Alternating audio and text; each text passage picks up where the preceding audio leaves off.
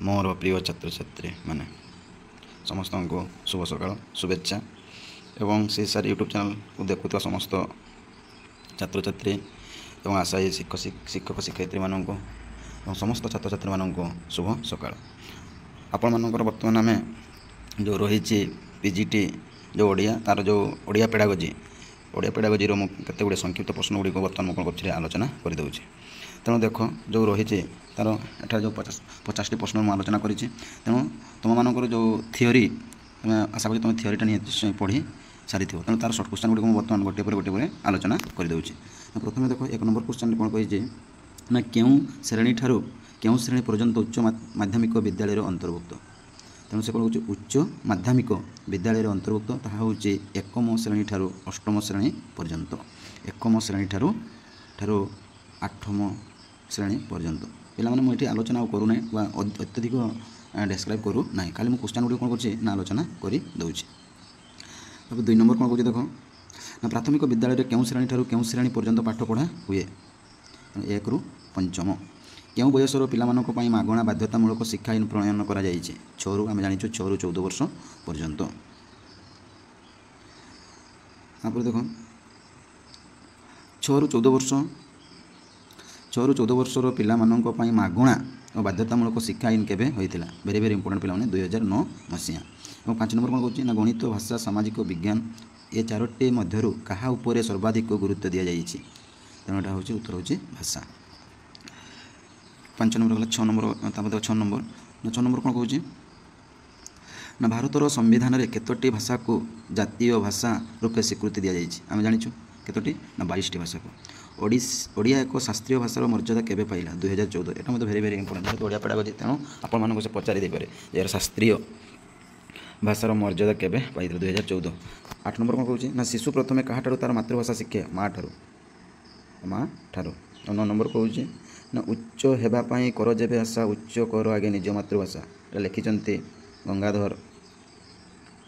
गंगाधर मेहर।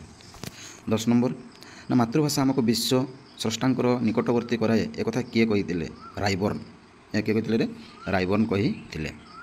11 number ना क्यों भाषा साहाय्य आमे अन्य भाषा और विषय को बुझू मातृभाषा।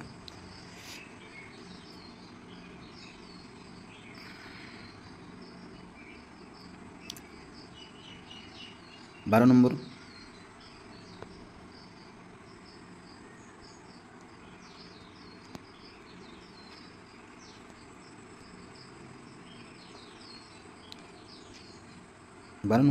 त्रिभाषी सूत्र कौन या प्रत्येक पिला जेकोसी 3टी भाषा शिखा नीति को कहुए त्रिभाषा सूत्र।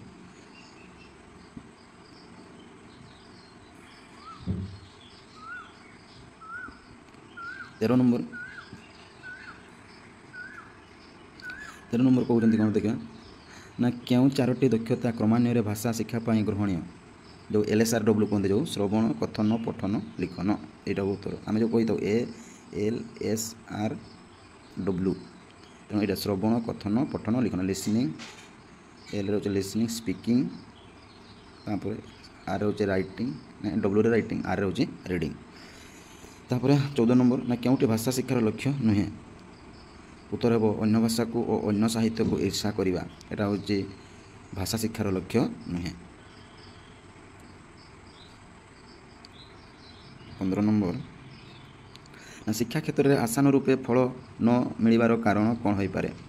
शिक्षा क्षेत्र में आसान रूप फल न मिलवार कारण कौन हो पारे ना राज्य में गोटे प्रकार विद्यालय स्थापन व्यवस्था न थिबारु उत्तरटी कौन हो विद्यालय न थिबारु। 16 नंबर क्यों श्रेणी शेष पर्यंत पिला माने पाठ पढ़ा उचित बोली व्यवस्था अच्छी 8म कौन कह क्यों श्रेणी शेष पर्यंत पिला माने पाठ पढ़ा उचित बोली व्यवस्था अच्छी 8म श्रेणी पर्यंत ये मतलब वेरी वेरी इंपोर्टेंट।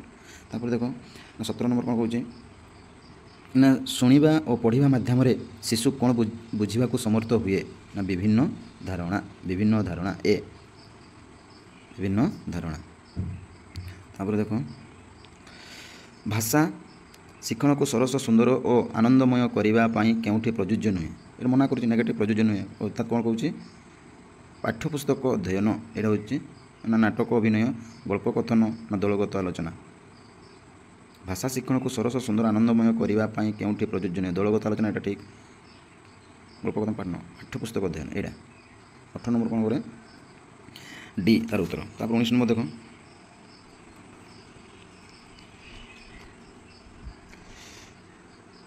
ଆତ୍ମଶିକ୍ଷଣ ପାଇଁ ପିଲାମାନଙ୍କର କ'ଣ ଦରକାର? ଶ୍ରେଣୀରେ ବସି ପଢ଼ିବା। ବର୍ତ୍ତମାନର ପାଠ୍ୟପୁସ୍ତକ ଶିଶୁମାନଙ୍କ ପାଇଁ ପ୍ରେରଣାଦାୟୀ ହୋଇଛି କାହିଁକି? ନା ପିଲାମାନେ ମନ ଲାଖେ ପ୍ରସଙ୍ଗର ଅବତାରଣା। 21 ନମ୍ବର ନା ଏକମ ଓ ଦ୍ୱିତୀୟ ଶ୍ରେଣୀରେ କି ପ୍ରକାର ପାଠ୍ୟପୁସ୍ତକ ପ୍ରଚଳିତ? ତାର ଉତ୍ତର ହେବ ଶିକ୍ଷଣ ଭିତ୍ତିକ ସମନ୍ୱିତ ପାଠ୍ୟପୁସ୍ତକ। ତାପରେ 22 ନମ୍ବର ଦେଖ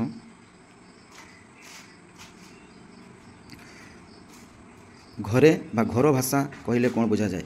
ଘରେ ବ୍ୟବହାର କରୁଥିବା ଭାଷାକୁ ଆମେ କ'ଣ କହିଥାଉ? ଘର ଭାଷା କହିଥାଉ। 23 ନମ୍ବର ଜୀବନର ଆରମ୍ଭରୁ ଶେଷ ପର୍ଯ୍ୟନ୍ତ କେଉଁ ଭାଷା ବ୍ୟକ୍ତି ପାଖରେ ଥାଏ? ଜୀବନର ଆରମ୍ଭରୁ ଶେଷ ପର୍ଯ୍ୟନ୍ତ କେଉଁ ଭାଷା ବ୍ୟକ୍ତି ପାଖରେ ଥାଏ? ତାର କ'ଣ ଭାଷା ଥାଏ? ମାତୃଭାଷା। 24 ନମ୍ବର ନା ଭାଷା ଶିକ୍ଷକଙ୍କର କେଉଁ ଗୁଣ ଥିବା ଦରକାର? ନା ବ୍ୟାପକ ଅଧ୍ୟୟନ ରହିବା ଦରକାର। ତେଣୁ ଆଶା କରୁଛି ସମସ୍ତେ ଭଲରେ ରହିଥିବ, ଆପଣମାନଙ୍କର ପରିବାର ମଧ୍ୟ ଭଲରେ ରହିଥିବେ। ଜୟ ଜଗନ୍ନାଥ। ତେଣୁ ନେକ୍ସଟ ଭିଡ଼ିଓରେ ପୁଣି ଆଉ କିଛି ଏ ଓଡ଼ିଆ ପେଡାଗୋଜି ମୁଁ ତାର ସଂକ୍ଷିପ୍ତ ପ୍ରଶ୍ନ ଗୁଡ଼ିକ ଆଲୋଚନା କରିଦେବି। ତେଣୁ ପିଲାମାନେ ଅଧିକ ମାତ୍ରାରେ ସେୟାର କର, ସବସ୍କ୍ରାଇବ୍ କର, ଲାଇକ୍ କର ଏବଂ ଆପଣମାନଙ୍କର ମତାମତ ଦିଅନ୍ତୁ। ରହୁଛି ଜୟ ଜଗନ୍ନାଥ।